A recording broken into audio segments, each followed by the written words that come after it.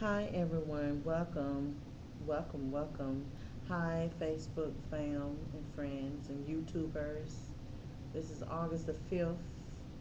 Thank God it's Friday, August the 5th, 2011.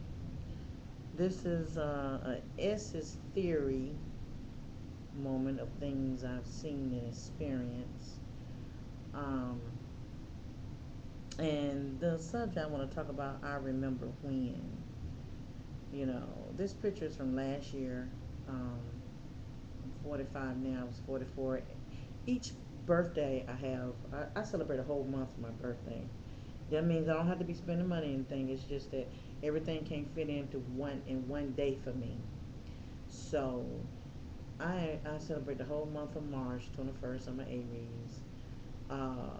I celebrate the whole month for my birthday, and each year I do a picture of myself. It shows how I change and stuff. And I used to be smaller when I was in high school, and after I had my first child, and after my second and third, I had complications and stress and going through stuff.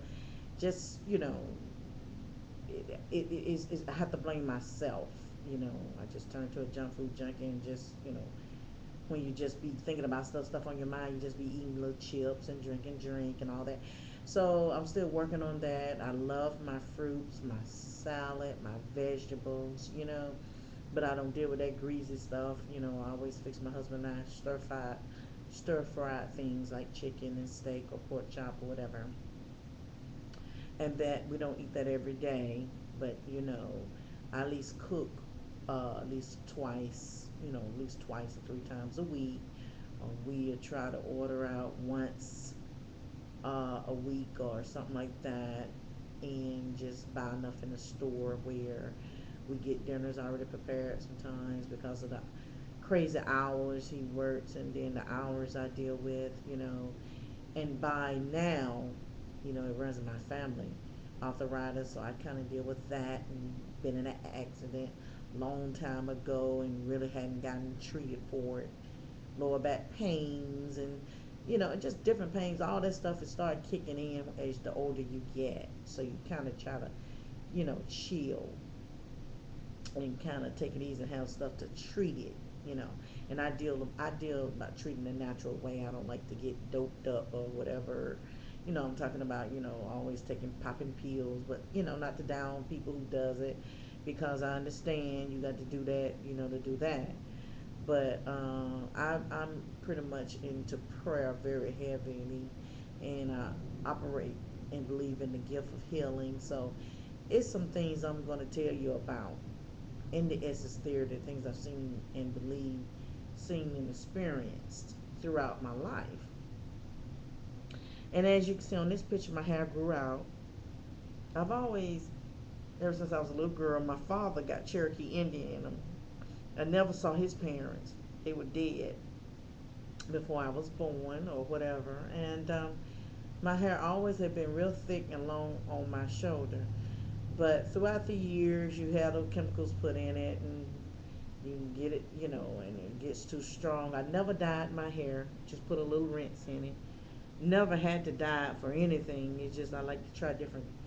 I wanted to try some other color when I was, in my 20s, but never dyed my hair. And I'm 45 now, so it's always been, used to be sandy because of the perm, and then now it turned back to a number two, and so I let it grow out, and then when I started going through my little menopause, all that kind of crap, still going through the cycles and everything, but I guess it's premenopause. I mean, I sweat real bad in my head. Oh God, I can't stand it, and so I like to keep my hair cut. But I'm fun about people doing my hair, because this lady I went to, it took a whole hour to dry my hair, where I can go in there and dry my hair in 15 or 10 or 5 minutes, you know. And they had messed up my hair real bad. And then with this hairstyle, I really didn't care for. I just went and got it done, got my nails done, and feet done, and took some pictures. So, but like I say now, I just throw my little perm in and hot curl it and go on. And I love my different hairstyles and my wigs. But when I was in high school, I had long hair on my shoulders, but for my graduation and prom, my mother went to Bronner Brothers and we had a little hair added in. That's what made it so thick, you know. So my hair was always on my shoulder, and it was real long as the hair, but it just made it puffy. So I was like the first girl to wear weave hair at Mays High, in a sense, you know. I forgot how much it cost, whatever, but it was real nice. I like it where when I got wet, it got real crimpy. So I just had a little added in, you know, because my hair was already long and thick down my shoulder, you know. And so and after a while, I think a month later, I started seeing another little young lady had little, you know, hair added in. But we always loved our braids. You know, we're gonna wear that. Love those braids. You know. So what I want to talk about, I remember when I was growing up and I was on Bankhead, and like I said, that my uncle died.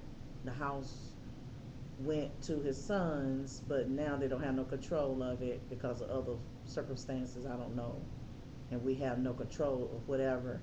And I hate to see the house go down the way it did, you know, because when he was living, he kept the yard up and everything. And then I understand it was so nice that a lady named Miss Carol, um, Antoinette told me that they went up there and did something quite a few times. See, my uncle was very secretive and he wouldn't let us help us. A lot of times we didn't know what was going on because we didn't went on with our lives. We didn't even want the house or interested because this house on Bankhead has a lot of memories, and now things are so bad where some of these folks has broke into it a couple of years ago, and we already have idea of who it was. And I mean, it's sad how things like that happen, because a lot of times he couldn't be there because he got really, really, really, really, really sick. So my mom got married in the house. There's a lot of good memories. My mom got married in the house, but my grandmama died in the house. And I mean, I have a lot of memories, but I don't want the house. I don't have, I just not, I don't want it. None of us don't want it. That's not, so I really don't want to get into that part, you know. I'm going to get into that later about when you get houses, you know. So now we just enjoy my mom in high rise, and we enjoy where we at in College Park and stuff. And I'm born and raised in Atlanta, from Atlanta, Grady baby, and but I remember when we was on Bankhead how I used to ride my bike and everything, and thinking about some things and all of that. And this is part of my book where I'm writing, and they thought they left me for dead, but it's dealing with other things like the spirit and stuff, that I dealt with. And then this book, this novel, also have good things in it to bless you. It's not going to be all bad things. So, but it's going to be some interesting things. But I remember this sister and brothers. A lot of people stayed down Holly or whatever, and Holly went way down. I just rode my bike, and this sister and brother teamed up and said, "Hey, come here, come here, come here." And I was like, "Okay, what do you want?" Because I'm always to myself, riding my bike and everything. So I rode the bike over there to him, and I got off and said, come on in. I was like, okay, what is it? And see, that's what we got to be careful about our children. Don't be going in folks' houses, especially if they're a little older than you. You don't know what was on their mind, because people have so much devilment. So, like I say, I ride my bike this down, way down Holly, and everything. And I really didn't know how to talk to them. I knew of them. When I got in there, and I'm like, how was I? About 8, 9, 10. I know we left in 79 after my grandmama died. Um, the guy, she closed, she said, go in the room. And I said, okay. I went in the house and went and looked, and I said, what? And he was trying to show me something. And I'm like, what is it? So She grabbed me, tried to hold me down. He grabbed me, trying to pull my pants down. And I was struggling and everything. And he was just pulling on me, trying to pull my pants down, trying to put his hand on my body or on my private. He folded me on the bed and everything. And I was just struggling and kicking, and she was trying to hold me. And the Lord just gave me some strength where I knocked her little skinny butt down. And he was slender too, tall and slender. And he was like, damn. And he was trying to pull his pants down and everything, because he was gonna rape me, you know. So she saw I was trying to get away. She blocked the door, tried to hold it. I guess her parents was gone. Their parents was gone. And when he did that, he was still trying to grab me back in the room, throw me down, and I still was just kicking and scuffling. I got away from him, and he got tired of scuffling with me. And then she blocked the door again, and I pulled her little skinny ass out the way. Yeah, that's what I said, and I just grabbed her, and here I am, what, 9, 10, or whatever. I know I was like in 6th or 7th grade, because I had lost a lot of weight. I used to be chubby, and I lost a lot of weight. And then I just pulled that door open and I ran out, you know. And I got on that bike and I flew home. And I was like, phew. I did not say nothing to my mom. God was with me. And I say all this because really, the vids that I'm going to talk about and do, it's mainly for 18 and up. But it's okay to hear this part, because I know of someone that did happen to, and they got away. And we got to really look out for our girls and stuff. And just all we can do is stay in prayer. We can't worry about our children. This is about, we just have to stay in prayer. We don't know what they're going through at times. But I'm just minding my own business. And he was actually trying to pull his pants down.